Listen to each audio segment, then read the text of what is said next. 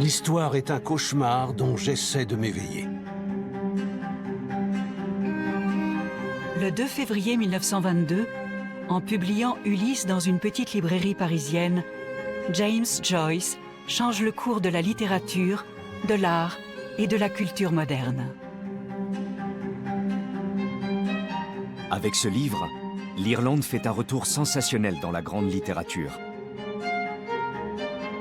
Tout le monde sait qu'Ulysse est le plus grand roman du siècle. Joyce était un révolutionnaire. Il a renouvelé comme nul autre l'expression littéraire. Célébré dans le monde entier comme un chef-d'œuvre du modernisme, Ulysse est interdit aux États-Unis et en Grande-Bretagne, où il choque autant qu'il surprend. L'obscénité de Rabelais est bénigne par rapport à cette horreur lépreuse et scabreuse. Ulysse est l'œuvre d'un étudiant souffreteux qui gratte ses boutons. Le génie incomparable de Joyce va inspirer des artistes aussi divers que Eileen Gray, Sergei Eisenstein, Man Ray et Bob Dylan. Mais en Irlande, il est accusé de traîtrise pour avoir déclaré la guerre à l'Église catholique irlandaise et renié son propre peuple.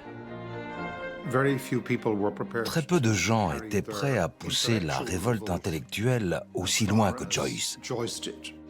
Il n'avait pas peur de tendre à son peuple le miroir fendu d'une femme de chambre, comme il disait. On lui reproche également d'ignorer la longue lutte que mène son pays pour s'affranchir de la Grande-Bretagne. En 1922, quelques semaines seulement avant la parution d'Ulysse, l'État libre d'Irlande est proclamé. Les Irlandais ont réagi comme si Joyce leur avait tourné le dos. Aujourd'hui, James Joyce et son Ulysse sont considérés sous un jour nouveau. Son combat contre l'Église catholique et le nationalisme a sans doute été motivé par son profond engagement pour son peuple et sa culture. Et Ulysse, qui en 100 ans n'a rien perdu de sa fraîcheur, apparaît comme un texte prophétique, imaginant un avenir meilleur non seulement pour l'Irlande, mais aussi pour l'Europe et le monde entier.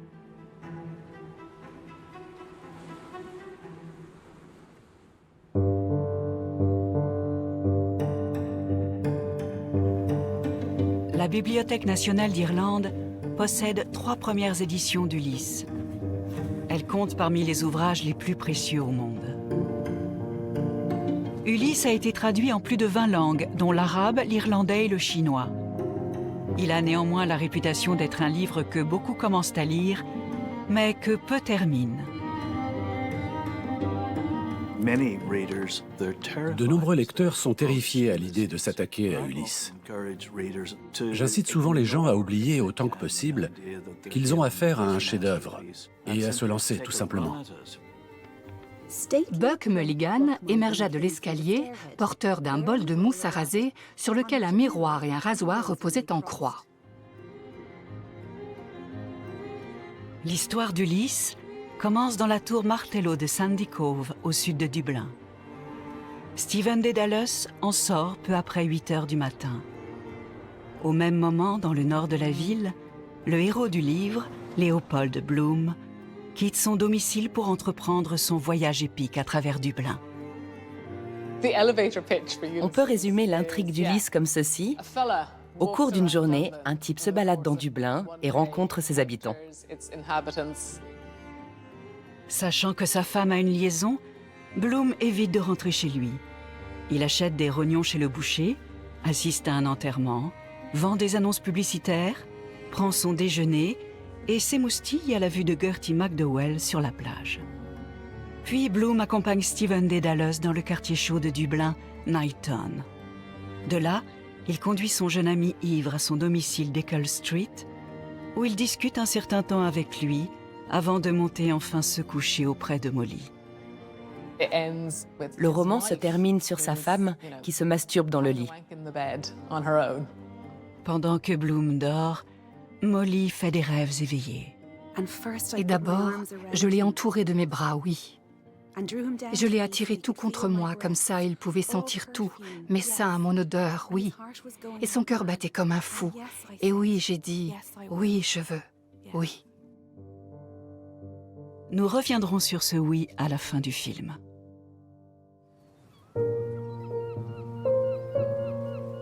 Intéressons-nous d'abord à quelques points essentiels. Joyce n'a jamais douté de ses capacités littéraires. Il a toujours pensé qu'Ulysse serait un chef-d'œuvre et s'est inspiré pour l'écrire de l'un des grands classiques de la littérature ancienne. Ulysse est une nouvelle version de l'Odyssée d'Homère dont il reprend la trame, à savoir que quelqu'un s'embarque dans un voyage de 10 ans pour rentrer chez lui et qu'en cours de route, il est confronté à toutes sortes de problèmes et de défis.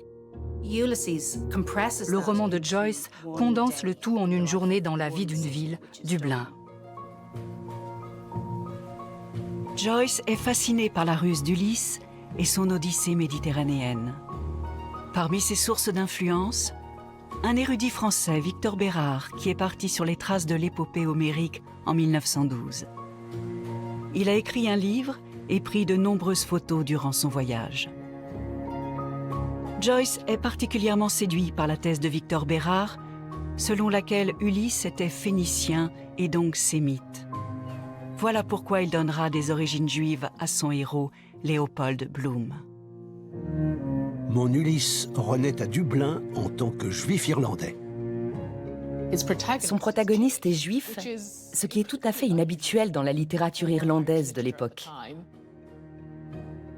La judaïté de Bloom permet à Joyce de poser des questions provocatrices sur nos préjugés envers ceux qui nous paraissent différents. Et contrairement à l'Ulysse d'Homère, Bloom n'est pas un valeureux héros de guerre. Avec sa générosité, ses défauts et son optimisme, il incarne un monsieur tout-le-monde. En 1904, l'Irlande offre peu de perspectives économiques. L'île est dirigée et opprimée par la Grande-Bretagne depuis plus de 300 ans. Le Dublin que Joyce dépeint dans Ulysse est donc fortement paupérisé. Tout le monde est affreusement pauvre. Personne n'a de quoi vivre. Les gens sont toujours en attente d'argent. Ils ne peuvent pas se payer à boire. Ils ont des trous dans leurs chaussures. Le livre nous montre une société où les possibilités sont extrêmement réduites. Joyce dit « Regardez la vie ordinaire que les gens mènent. Ils habitent souvent dans des maisons sales, ont de mauvaises relations entre eux, sont confrontés à des problèmes familiaux. En général, il y a soit un oncle ou un père alcoolique au sein du foyer. » À hauteur des villas Brady, un arpète des tanneries traînassait, son seau rempli de déchets accrochés au bras, tirant sur un mégot mâchouillé. Une gamine plus petite, avec des marques d'eczéma au front, le fixait, tenant distraitement son cercle de tonneaux tout déformé. Dis-lui que s'il fume, il ne grandira pas. Oh, fous-lui la paix. Sa vie n'est pas vraiment un lit de roses, planté devant les pubs pour ramener papa à la maison. Ce n'est pas franchement le genre d'histoire que les Irlandais veulent entendre à l'époque. La société entière est décrite comme instable, dure, angoissée et opprimée par l'Église et l'État. C'est tout sauf une belle société heureuse. L'écrivain qui a grandi à Dublin ne connaît que trop bien cette pauvreté. James Augustine Joyce vient au monde le 2 février 1882. Il est le fils de John Stanislas et Mary Jane Joyce. En raison d'une mauvaise gestion financière et d'un train de vie au-dessus de ses moyens, son père dilapide la modeste fortune dont il a hérité. Lorsqu'il est démis de son poste de percepteur des impôts, la famille sombre dans le dénuement. L'histoire de sa famille est terrible. Tous les 6 mois, ils chargent leurs affaires sur une charrette pour déménager. Ils bazardent leurs meubles. Sa mère tombe enceinte 17 fois et meurt à 42 ans. 2 de ses frères perdent la vie. C'est épouvantable. Le jeune homme obtient souvent des bourses, ce qui permet de soulager pour un temps sa famille. Il se réfugie dans les bibliothèques et lit tout ce qui lui tombe sous la main. Joyce est incroyablement intelligent. Tout petit déjà, il a une mémoire photographique. Joyce a eu la grande chance de recevoir une formidable éducation au collège jésuite de Clongowes et à l'université de Dublin. Ça lui a ouvert beaucoup de portes.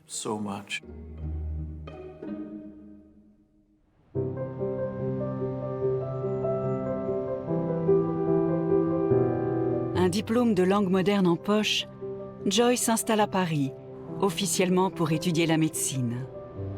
Il ne remplit pas les critères d'admission de la faculté, mais décide malgré tout de rester pour goûter à la vie de bohème et lire les trésors que renferme la bibliothèque Sainte-Geneviève. Sa vie intellectuelle est très européenne. Il parle le français, le danois et le norvégien pour lire Ibsen. À Paris, Joyce continue à s'inspirer de penseurs laïcs qui prônent la séparation de l'Église et de l'État. Son héros était Giordano Bruno, le saint patron des libres penseurs, dont on trouve une statue à Rome sur le Campo dei Fiori. C'est une sculpture très puissante, représentant un moine coiffé d'un capuce qui lance un regard sombre vers le Vatican, parce qu'il avait été exécuté par l'Église. Joyce s'intéresse à l'Europe contemporaine, non seulement sur le plan artistique, mais aussi sur le plan politique.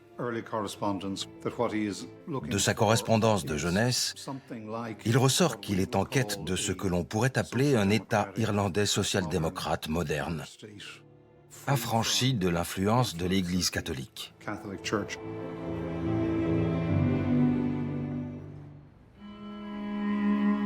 Lorsqu'il commence l'écriture d'Ulysse 10 ans plus tard, Joyce prend pour cible l'Église. Joyce a écrit ce livre pour régler ses comptes avec le catholicisme. Hell is an abode of demons and lost souls, filled with fire and smoke. À l'époque, en Irlande, l'Église contrôlait la vie entière des fidèles. Celui qui transgressait ses règles était condamné à rôtir en enfer pour l'éternité. Joyce s'insurgeait contre l'omniprésence de l'institution religieuse. Mon esprit rejette tout l'ordre social actuel et le christianisme. Maintenant, je lui fais une guerre ouverte par ce que j'écris, dis et fais. En s'attaquant à l'Église catholique, Joyce remet en question les normes morales de son temps.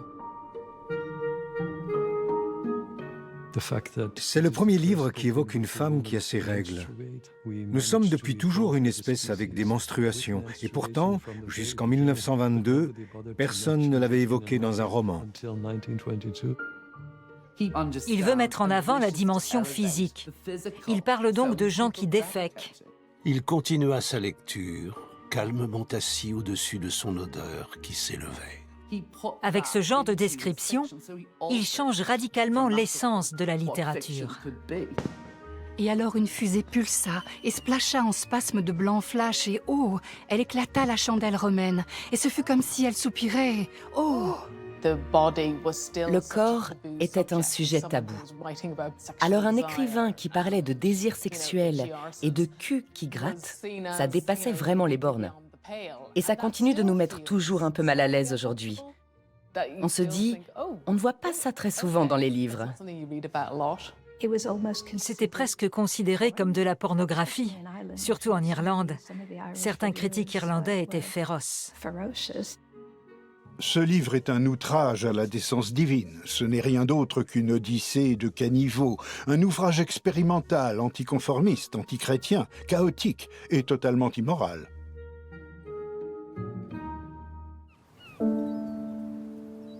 En avril 1903, Joyce quitte Paris pour rendre visite à sa mère malade.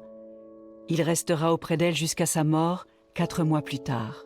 Il boit, se donne en spectacle. Il refuse de travailler si cela l'oblige à se conformer aux valeurs de l'Irlande contemporaine qu'il récuse.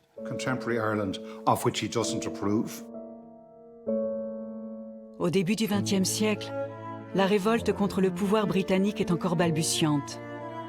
Par le biais d'organisations telles que la Ligue gaélique ou l'Association athlétique gaélique, les nationalistes tentent de faire revivre la culture irlandaise qui a été, selon eux, avilie par des siècles de domination britannique. Mais Joyce est sceptique à l'égard de ces nationalistes culturels qu'il représente dans Ulysse sous les traits du Cyclope, alias le citoyen. Bloom le rencontre au pub de Barney Kiernan, qui se trouvait autrefois ici, dans Little Britain Street.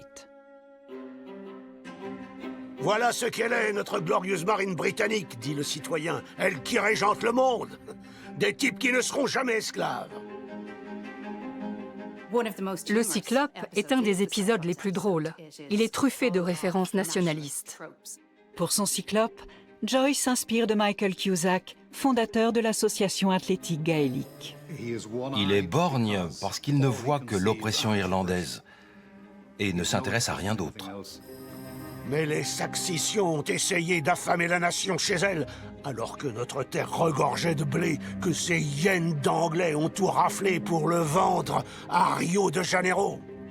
Quel intérêt le nationalisme irlandais peut-il avoir si le pays est défini uniquement comme le miroir de l'Angleterre? Est-ce que l'Irlande doit devenir le négatif de l'Angleterre? Joyce a su voir le vide philosophique de ce concept.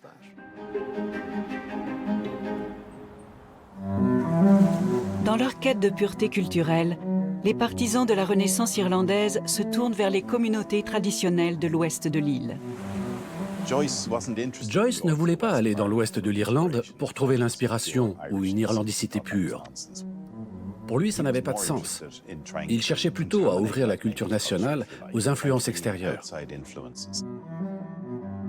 À 22 ans, James Joyce est un rebelle accompli.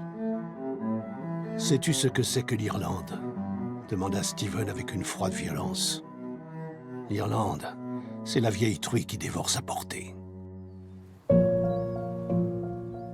Un facteur important de l'aliénation de Joyce vient du fait qu'il pense que ses contemporains n'ont pas compris. Ils ne comprennent pas ce qui ne va pas dans l'Irlande moderne et se dirigent très précisément dans la mauvaise direction. Le 16 juin 1904 est entré dans l'histoire culturelle de l'Irlande comme le Bloomsday. C'est le jour où se déroule l'action d'Ulysse. C'est aussi celui où Joyce sort pour la première fois dans Dublin avec Nora Barnacle, l'amour de sa vie. Ce jour-là, il entame avec elle une relation bien peu conventionnelle qui durera jusqu'à la fin de ses jours. Ils auront 2 enfants hors mariage. Joyce l'aime et lui fait totalement confiance.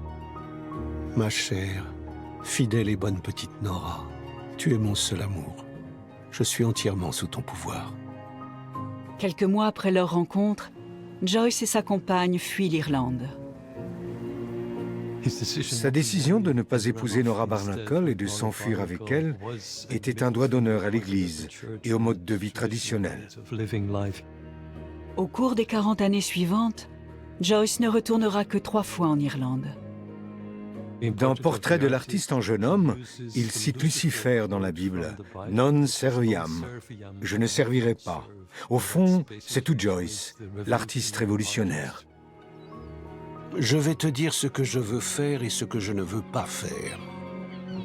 Je ne veux pas servir ce à quoi je ne crois plus, que cela s'appelle mon foyer, ma patrie ou mon église. Et je veux essayer de m'exprimer sous quelque forme d'existence ou d'art aussi librement et aussi complètement que possible, en usant pour ma défense des seules armes que je m'autorise à employer, le silence, l'exil et la ruse.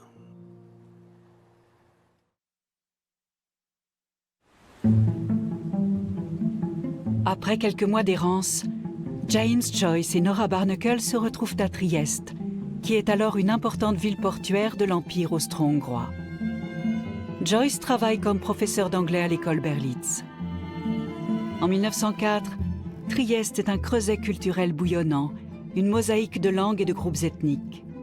Ce brassage inspire le monologue intérieur de Molly Bloom, dans lequel elle évoque des souvenirs de son enfance à Gibraltar. Je pensais aux petites Espagnoles qui riaient avec leurs châles et leurs grands peignes, et aux ventes aux enchères le matin, les Grecs, les Juifs, les Arabes, et Dieu sait qui d'autre encore, des gens de tous les coins de l'Europe. Il puisait là une énergie artistique. Il a eu un déclic et tout s'est mis en place. C'est mon sentiment. À Trieste, Joyce écrit sans relâche sur Dublin. Il achève son recueil de nouvelles, Les gens de Dublin, et son roman en partie autobiographique, Portrait de l'artiste en jeune homme.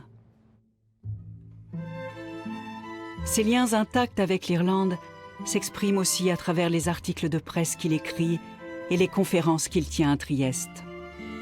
La plus importante d'entre elles, qu'il donne en 1907 à l'Université populaire affiche une tonalité singulièrement patriotique.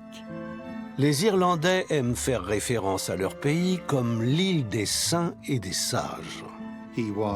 Sa manière de parler du nationalisme irlandais correspondait bien plus qu'on ne s'y attendait à la sensibilité politique de sa génération. L'île était un véritable foyer de sainteté et de vie intellectuelle, répandant une culture et une énergie vivifiante sur tout le continent. La conférence portait sur la diffusion de l'enseignement monastique irlandais au Moyen Âge à travers l'Europe. Dans son allocution, Joyce associe la tyrannie britannique aux pires excès du colonialisme. Ce que l'Angleterre a infligé à l'Irlande durant des siècles n'est pas différent de ce que les Belges font aujourd'hui dans l'État indépendant du Congo. Le fait de quitter son pays exacerbe souvent le sentiment nationaliste.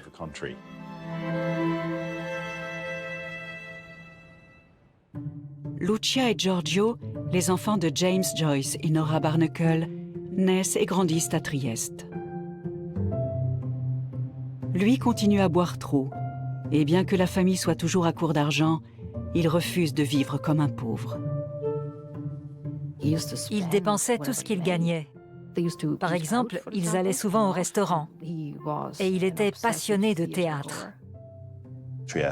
À l'époque, Trieste était un centre artistique dynamique. Les futuristes italiens y étaient particulièrement actifs. Ils faisaient partie d'un vaste mouvement moderniste et cherchaient à revitaliser et renouveler la littérature, l'art et la culture. Joyce était sûrement intéressé par les cubistes et les dadaïstes, et par la fragmentation du sujet, comme dans Ulysse. Pendant les 10 ans qu'il passe à Trieste, Joyce ne parvient pas à faire publier un seul de ses livres. Au fond, c'est assez triste. Mais contrairement à la plupart des écrivains qui sont minés par le rejet, il semble manifester une sorte de confiance surhumaine en lui-même. En 1914, un tournant radical se produit dans la vie du romancier. Il envoie Les gens de Dublin et un chapitre de Portrait de l'artiste en jeune homme au poète américain Ezra Pound. Il est surprenant que M. Joyce soit irlandais. On en a tellement assez de l'exubérante imagination irlandaise ou celtique. Lui accepte une norme internationale en matière de prose et s'y tient. Ezra Pound prend Joyce sous son aile et fait publier Portrait de l'artiste en jeune homme sous forme de feuilleton dans The Egoist, une revue anglaise dirigée par Harriet Shaw Weaver. Le recueil Les gens de Dublin est également publié en 1914 par un éditeur londonien, Grant Richards. Les deux ouvrages rencontrent le succès et Joyce commence à être reconnu comme un grand écrivain. En août 1914, la Première Guerre mondiale, le conflit le plus violent que l'humanité ait connu jusque-là, embrase l'Europe. La même année, Joyce commence à écrire Ulysse et une fois encore, son attention se porte sur Dublin.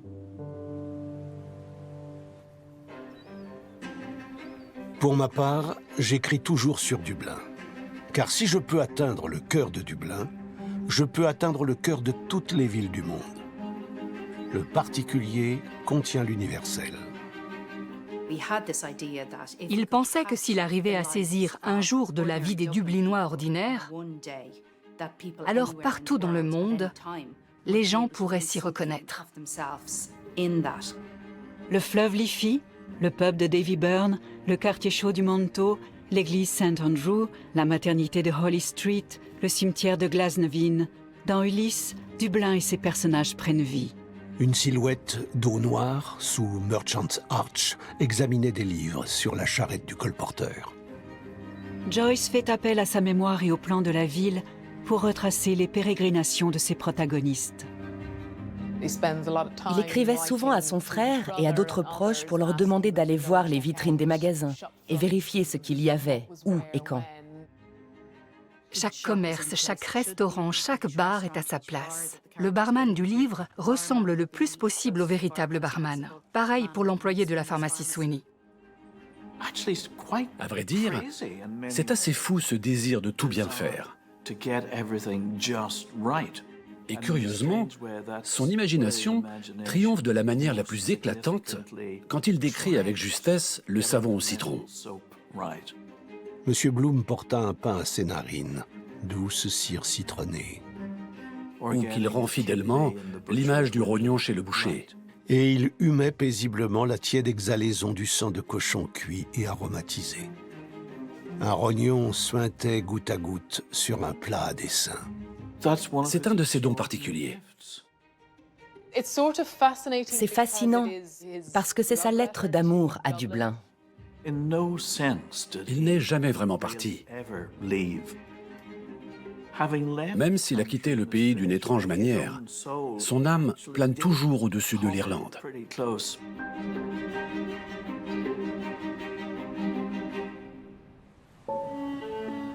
En mai 1915, l'Italie déclare la guerre à l'Empire austro-hongrois, ce qui pousse Nora et James à partir pour Zurich avec leurs 2 enfants. L'écrivain irlandais William Butler Yeats et Ezra Pound envoient des fonds pour subvenir aux besoins de la famille. Plus tard, Harriet Shaw Weaver fera des dons, d'abord anonymement. Cet argent donne à Joyce la liberté d'écrire, et il s'attaque à Ulysse avec une énergie sans précédent.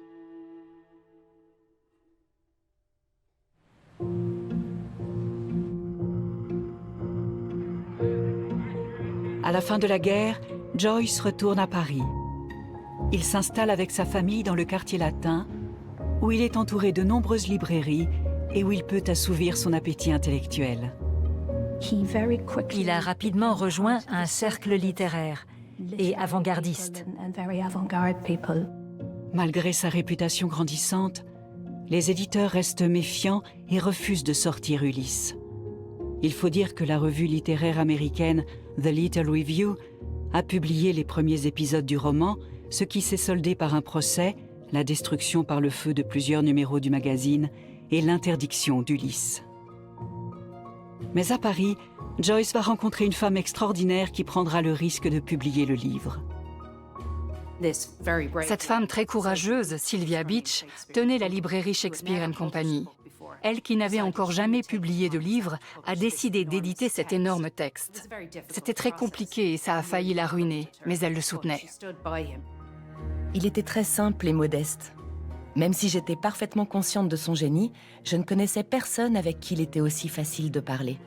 Sylvia Beach suit scrupuleusement les consignes de l'auteur et fait imprimer l'ouvrage par Maurice Darentière à Dijon avec une couverture aux couleurs de la Grèce, des lettres blanches sur fond bleu. Sensible aux anniversaires et aux coïncidences, Joyce a insisté pour qu'Ulysse soit publié le jour de ses 40 ans. Le matin du 2 février 1922, Sylvia Beach apporte le premier exemplaire à l'appartement du romancier. Elle place le deuxième dans la vitrine de sa librairie, ce qui suscite un vif enthousiasme. 18 ans après avoir quitté l'Irlande, Joyce a réalisé son ambitieux projet, un livre qui le propulse au panthéon des grands écrivains. Quand vous vous embarquez dans Ulysse, vous plongez dans un univers entier créé par Joyce. Méditation sur la Voie lactée, un condensé, scintillante, latigineuse et infinie, sur des étoiles soi-disant fixes, en réalité des vagabondes en constant mouvement, depuis des éons incommensurablement éloignés jusqu'à des temps futurs infiniment lointains. Il devient lui-même une sorte de dieu, en ce sens qu'il est le créateur invoqué par Molly Bloom. Si on ne croit pas en Dieu, il faut créer soi-même quelque chose. Tout est là, même l'évier de la cuisine. C'est justement ce qu'on aime chez lui, sa capacité à passer du plan large au gros plan. Sur les microbes, les germes, les bactéries, les bacilles, les spermatozoïdes. Sur les incalculables trillions de milliards de millions de molécules imperceptibles contenues du fait de la cohésion de l'affinité moléculaire dans une seule tête d'épingle.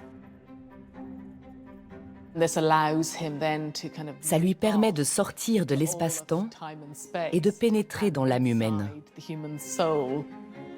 Il a inventé la technique du courant de conscience, avec laquelle il tente de représenter l'esprit humain. Les tramways vont et viennent, ces deux timbrés qui traînent. Dignam rayé de la carte, Mina Purefoy, ventre gonflé, gémissant sur son lit pour qu'on lui sorte son enfant un bon coup. Un qui naît quelque part, toutes les secondes. Un qui meurt, toutes les secondes.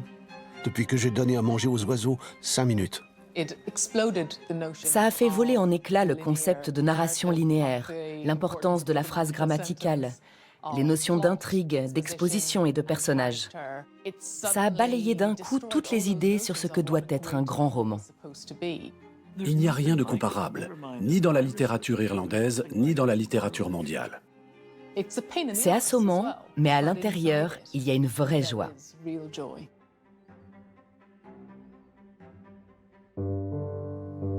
L'Ulysse de Joyce est immédiatement reconnu comme un chef-d'œuvre moderne. Ulysse est la contribution la plus importante qui ait jamais été apportée à la littérature du XXe siècle. Le livre n'en est pas moins interdit aux États-Unis et en Grande-Bretagne, où la presse populaire abreuve ses lecteurs de critiques cinglantes. Ulysse semble avoir été écrit par un fou pervers qui s'est spécialisé dans la littérature des latrines. En Europe, au contraire, James Joyce est célébré comme un grand penseur moderne du nouveau siècle. C'est Ezra Pound en particulier qui a donné le ton aux critiques sur Ulysse en déclarant que c'était une œuvre de littérature internationaliste moderne. Il se trouve que l'action se déroule à Dublin, mais c'est un livre sur les conditions de vie modernes, et ça pourrait se passer dans n'importe quelle ville européenne ou américaine. Mais la ferveur des modernistes a un effet néfaste sur l'accueil de l'auteur en Irlande. Le fait qu'Ulysse s'en prenne aussi bien aux nationalistes irlandais qu'à l'Église catholique ne facilite pas la réception de l'œuvre dans son pays. Pour les spécialistes et les critiques, si Joyce est un écrivain européen moderne, il ne peut pas être un écrivain irlandais. On y voyait un livre osé et dangereux dont les valeurs morales ne correspondaient pas à celles en vigueur.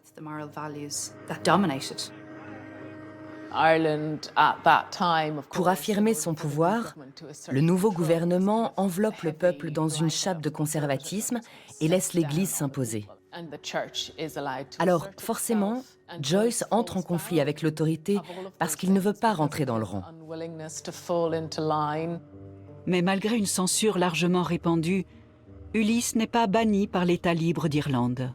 Il ne ressentait pas le besoin d'interdire Ulysse, puisque de toute façon personne ne l'achèterait. Les masses ne liraient jamais un livre de ce genre. En Irlande, d'aucuns font remarquer que Joyce a ignoré l'insurrection de Pâques en 1916 à Dublin et la guerre d'indépendance, qui a entraîné la fin de la domination britannique et la fondation de l'État libre d'Irlande.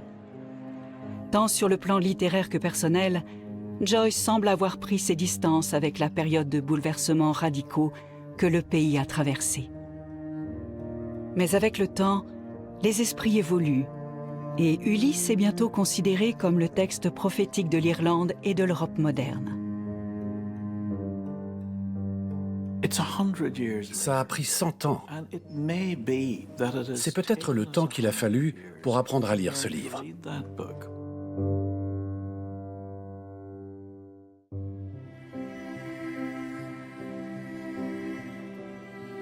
À l'occasion de la parution d'Ulysse, Sylvia Beach invite l'écrivain français Valéry Larbaud à tenir un discours. Pour le rédiger, ce dernier demande conseil à Joyce. Ce qui est troublant, c'est que dans son allocution, Larbaud établit un lien explicite entre le roman et l'indépendance irlandaise. En écrivant Jean de Dublin, portrait de l'artiste en jeune homme, et Ulysse, Joyce a fait autant que tous les héros du nationalisme irlandais pour attirer le respect des intellectuels de tous les pays vers l'Irlande. Tout d'un coup, Joyce publie un roman moderne unique, qui sort complètement du lot. C'est un signal clair envoyé au monde pour dire que cette Irlande indépendante ne se tiendra sans doute pas aussi tranquille, aussi calme qu'on l'avait espéré. À ce titre, Ulysse esquisse les contours d'un État irlandais moderne. Joyce est peut-être un nationaliste irlandais dans l'âme, Mais le nationalisme qu'il exprime dans Ulysse est unique. On le perçoit souvent comme un écrivain qui a dépassé d'une étrange façon certains aspects de son identité irlandaise, alors qu'en réalité, il est irlandais jusqu'au bout des ongles. Curoline, Con aux 100 batailles, Niall aux 9 otages, Brian de Kincora, les Ardri Malaki, Art McMurray, Shane O'Neill, le père John Murphy, Owen Roe. Aucune de ces œuvres n'a de sens tant qu'on ne comprend pas qu'elles traitent de la société, de la culture et de la politique qui ont façonné Joyce.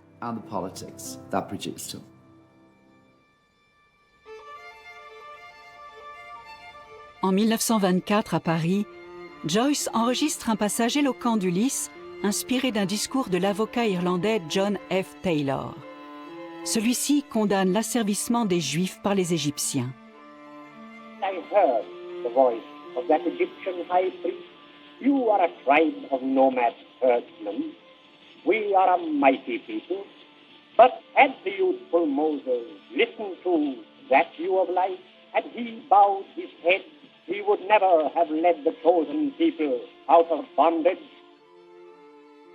Joyce fait un rapprochement entre l'asservissement des Juifs par les Égyptiens il y a 3000 ans et la conquête de l'Irlande par les Britanniques. Il pense que les Irlandais ont besoin de leur Moïse. Charles Stewart Parnell, qui était considéré comme le Moïse irlandais, apparaît dans divers passages d'Ulysse. C'est une sorte de fantôme. Pourquoi l'Irlande devrait-elle être traitée comme un fragment géographique de l'Angleterre?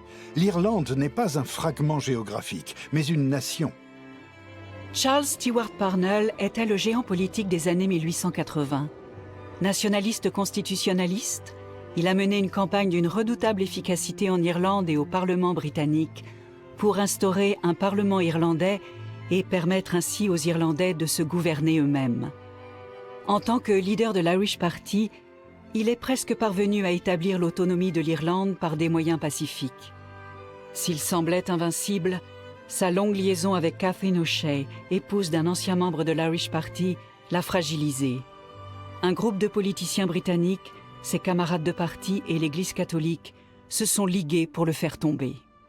Le Parti libéral de William Ewart Gladstone a condamné Charles Stewart Parnell. L'Église catholique a pris position contre lui, tout comme la majorité de l'Irish Party. Le scandale a détruit la carrière de Parnell. Il est mort peu de temps après, le 6 octobre 1891, à l'âge de 45 ans. Sa mort a vraiment été traumatisante pour la classe politique irlandaise. Je ne sais pas si on peut établir un parallèle avec l'assassinat de Kennedy, mais c'était sans doute encore pire pour l'Irlande. Pour Joyce, la chute de Parnell est une erreur historique. Ils ne le jetèrent pas au loup anglais, ils le mirent en pièces eux-mêmes.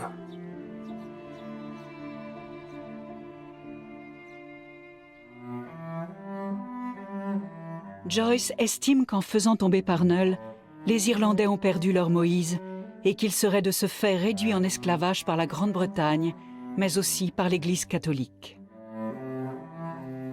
Je suis le serviteur de 2 maîtres, dit Stephen. L'Empire britannique et la Sainte Église catholique apostolique et romaine. Joyce craint que sans Parnell, une forme plus extrême de nationalisme ne voit le jour et n'empêche l'Irlande de devenir une démocratie pluraliste moderne. La division au sein du parti de Parnell a renforcé l'Église catholique. Les hommes politiques irlandais hésitent à défier son pouvoir, et Joyce pressent qu'après la Révolution, l'Église deviendra la force dominante. Le nouvel État libre d'Irlande va considérer la pureté spirituelle, culturelle et ethnique comme un tout.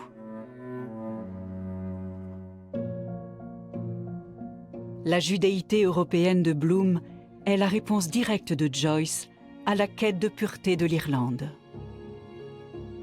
Bloom est d'origine hongroise. Sa famille a parcouru l'Europe. Il est fait mention de liens en Hongrie, à Vienne, à Milan et jusqu'à Dublin.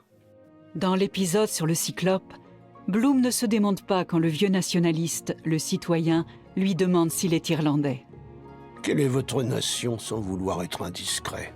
Demande le citoyen. L'Irlande, dit Bloom. Je suis né ici.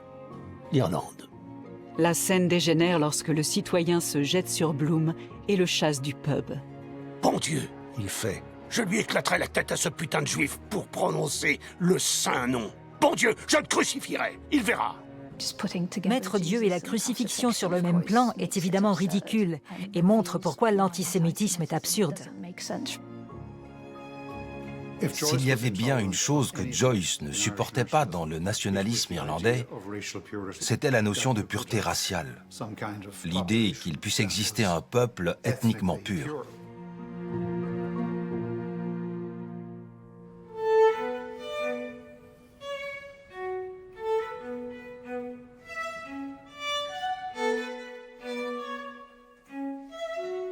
Joyce s'intéresse aux gens qui vivent en marge de la société, ceux qui sont victimes de racisme et de harcèlement, comme Bloom dans Ulysse.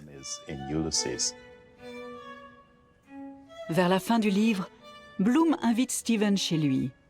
Là, il entonne une chanson en hébreu. Stephen lui répond par un chant irlandais, Shule Rune, que Joyce utilise pour mettre en garde contre le nationalisme.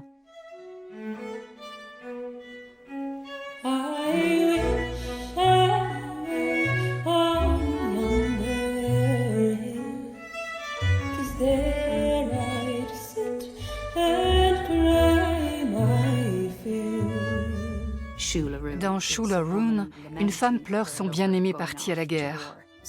On peut donc tout à fait voir dans cette chanson un avertissement contre les dangers de la guerre. Avant cela, dans l'épisode sur les sirènes, il est clairement dit que la musique est potentiellement très dangereuse, parce qu'elle peut conduire les hommes à la guerre, ou leur faire perdre la raison.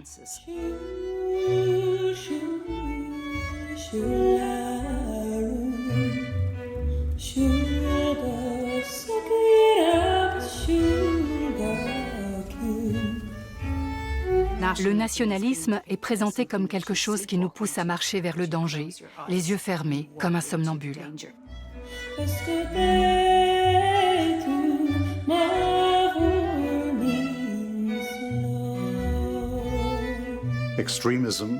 L'extrémisme, la xénophobie, le chauvinisme et l'oppression d'autres peuples étaient proprement inacceptables aux yeux de Joyce.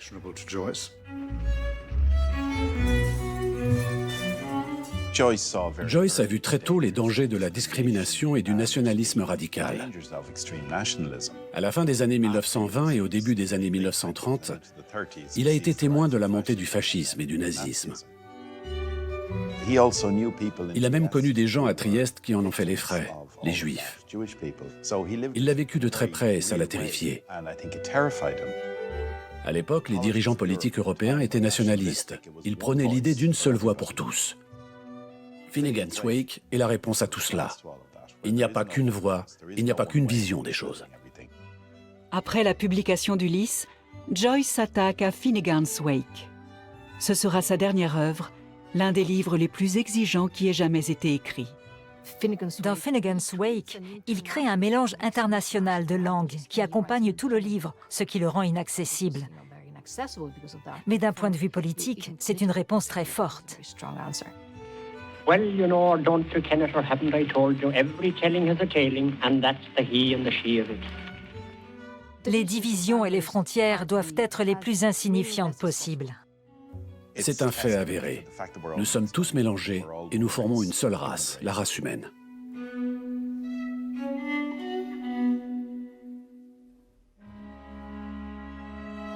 En décembre 1940, James Joyce quitte la France avec sa famille pour s'installer à Zurich. Il y meurt le 13 janvier 1941 à 59 ans, après l'opération d'un ulcère perforé. Le gouvernement irlandais a refusé de se faire représenter à ses funérailles à Zurich, laissant le champ libre aux Britanniques qui ont envoyé Lord Derwent. Ce dernier a prononcé son fameux discours sur la tombe de l'écrivain. George Moore est parti, Yeats est parti, et c'est maintenant au tour de Joyce. Mais une chose est sûre, quelles que soient les relations entre l'Angleterre et l'Irlande, je sais que l'Irlande ne cessera de prendre sa revanche sur nous, de la manière la plus subtile et la plus ironique qui soit. Elle continuera à nous donner de grands hommes de lettres. Il faudra plusieurs décennies pour que l'Irlande soit prête à pardonner à son fils. Le rejet que suscite Joyce est une réaction découlant précisément de l'insularité qu'il remet en question. C'est un peu comme un phénomène physique, une interaction. Joyce a gardé ses distances avec l'État libre d'Irlande, qui en a fait autant avec lui. En 1962, un petit groupe d'admirateurs achète la tour Martello de Sandy Cove pour y ouvrir un musée. Mais il faudra attendre le centenaire de Joyce en 1982 pour assister à un véritable changement. Les critiques irlandais disent « Joyce est un écrivain extrêmement irlandais, même si le caractère irlandais de son œuvre a été sous-estimé. On a fait de lui un génie des mots, détaché de l'Irlande, qui ne s'intéressait pas à la politique ni à l'État irlandais. Il faut réparer cette injustice. » Joyce a fini par atteindre le statut d'auteur culte en Irlande. Son Ulysse et lui sont devenus des symboles de l'État irlandais. «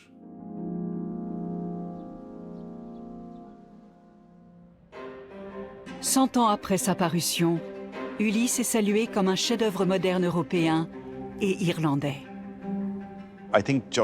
Joyce a écrit un livre sur notre manière de vivre ensemble et l'idée que la société doit s'ouvrir à ceux qui sont différents. Bloom s'exprime sur l'importance de l'amour. Il dit que l'amour est le contraire de la haine. Pour Joyce, il était essentiel d'être dans le vrai. Et il faut reconnaître que de nombreux sujets, qu'il s'agisse des abus sexuels au sein de l'Église, de la vie des femmes qui travaillent dans les blanchisseries ou des violences domestiques, tous ces thèmes ont trouvé un écho au cours des dernières décennies et tous ont été abordés par Joyce. Joyce s'est révélé bon prophète. Il avait prédit une Irlande plus ouverte, plus pluraliste et plus européenne. Je pense que Joyce serait emballé par l'Irlande moderne, qui, par rapport à la société dans laquelle il a passé ses jeunes années, a connu un changement remarquable. Je crois que ça lui plairait.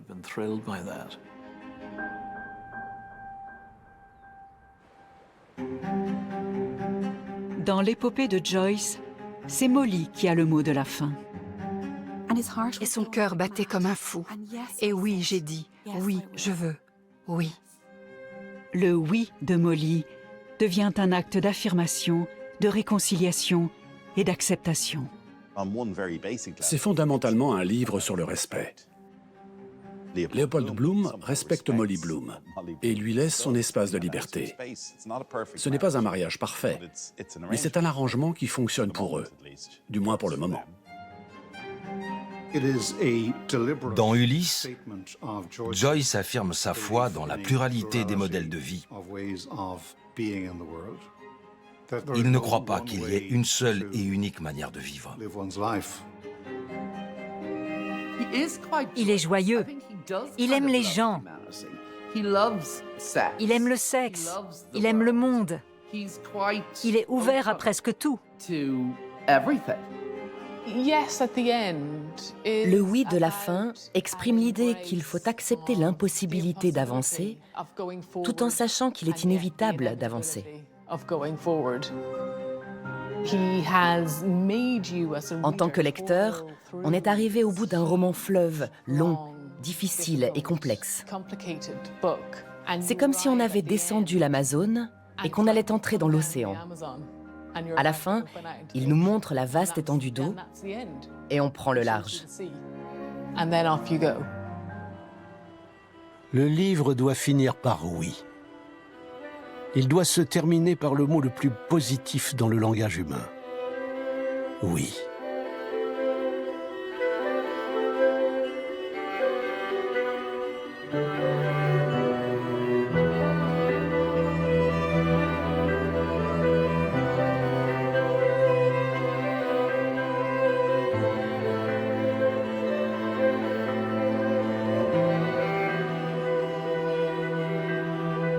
Thank you.